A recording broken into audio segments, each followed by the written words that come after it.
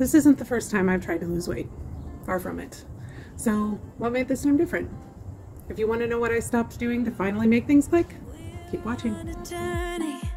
Looking back on the things that we've taken for granted. So my name is Mindy, if you're new here, and I am on a mission to lose 200 pounds. I started taking Wegovy in October of 2021, and I lost 65 pounds in 6 months.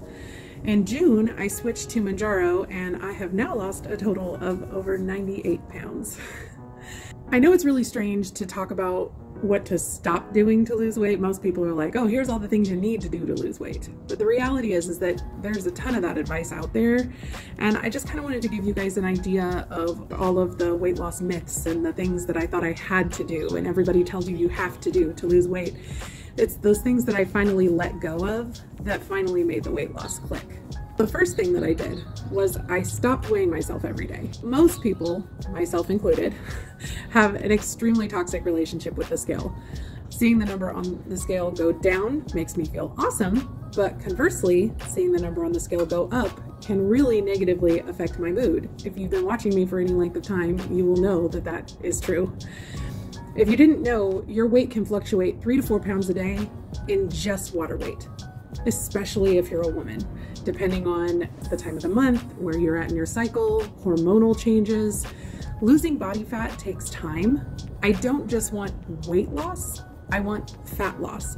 So looking at that number on the scale on a daily basis isn't going to be an accurate representation of what my fat loss actually looks like. To be perfectly honest with you, even looking at it on a weekly basis like I do isn't a totally accurate picture of everything that's going on in my body. You will also have muscle gain from exercise, body recomposition if you're exercising. Those are all things that are going to happen that are going to affect the number on your scale. So maybe instead of weighing every single day, weigh yourself once a week. Take measurements and pictures. Find a way to track your weight loss that isn't 100% dependent on the number on the scale. The pictures, the before pictures that I took have been such a huge encouragement to me on weeks where I don't lose weight or maybe I gain a little bit of weight, that they keep me from falling down that rabbit hole of, well, I'm a failure, I did everything wrong, I lost even though I was doing things that I thought were good for my body. I take a look at my pictures and compare them to where I started, and it just makes such a huge difference instead of depending on that fluctuating daily number on the scale. So the second thing that I did was I stopped doing cardio. If you take a look at recent research, it will show you that cardio doesn't really burn that many calories, but it does increase your appetite. It can raise your cortisol levels, which will lead to weight gain, and it doesn't build lean muscle, which is what burns calories at rest. So instead, I've focused on resistance and strength training, which builds lean muscle mass and increases your resting metabolic rate, which is going to do a lot more to help you achieve your weight loss goals long term, instead of just, oh, I burnt 250 calories walking for an hour. Oftentimes, because it does increase your appetite, you'll find that you end up consuming more calories than what you actually burned in that small cardio session. Instead, a better idea, in addition to the strength and resistance training, is to work on increasing your NEAT, which is non-exercise activity thermogenesis. So park further away from the store when you go shopping, or take the stairs instead of the elevator if you can. All of those little things really add up to additional calorie loss and fat loss in the long term. They're doing yard work and I'm hoping it's not going to be too loud. The next thing I changed was that I stopped trying to diet. Yes, I know, that sounds weird. I've tried every diet known to man. Keto, HCG, you name it, I've probably tried it.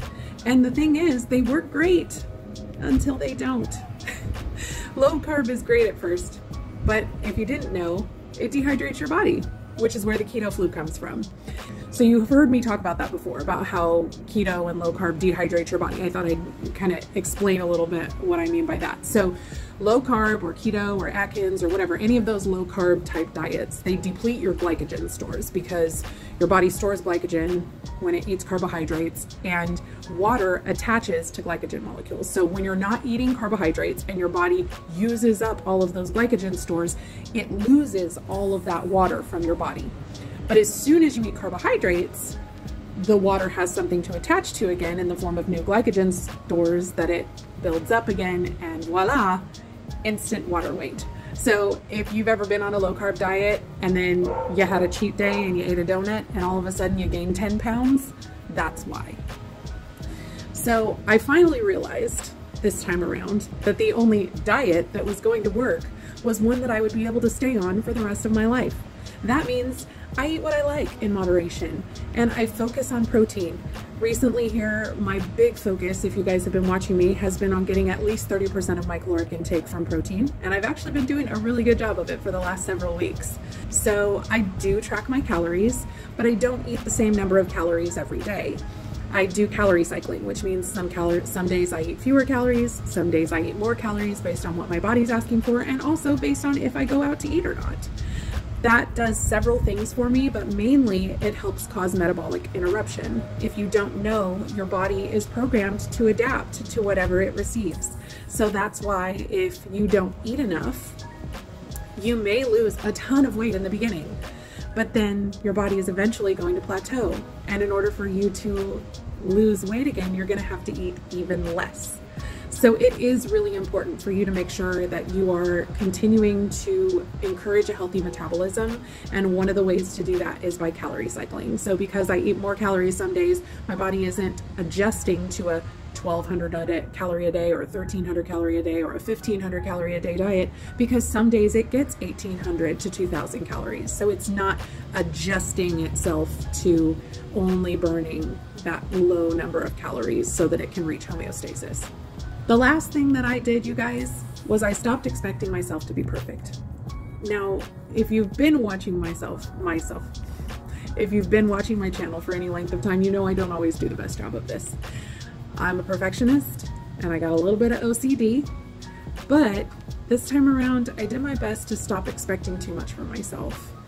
I started trying to be more realistic with my meal plans and not expecting myself to cook a 4-course meal every night. I started planning for failure, which means that I build a little bit of oops into my meal plan. I leave some calories left over so that if I want to have some ice cream or a little bit higher of a calorie meal when I go out to eat with my husband from time to time, then I have that available. I also front load my exercise, which means that I do my best to make sure that if I'm going to get exercise in, I definitely do it at the beginning of the week, because by the end of the week, I'm pretty tired. So it just makes sure that I know that in the beginning of the week, when I'm super motivated and I have all that energy from the weekend and being rested, that I'm taking advantage of that to the best of my ability. A big part of this not expecting myself to be perfect is giving myself grace when I slip up. Knowing that just because I had a bad day or a bad week in the instance of the week after the bachelorette party, it's okay. I just need to get back on it again. And so far I've done a pretty good job of that with the help of you guys holding me accountable and continuing to be here for support and encouragement. I hope that I can continue to be an encouragement and a support for you guys. If this video was helpful to you in any way, please give it a like. Let me know if you have any questions down in the comments, and I will see you in the next one. Bye guys. To be better without what's been holding us back now.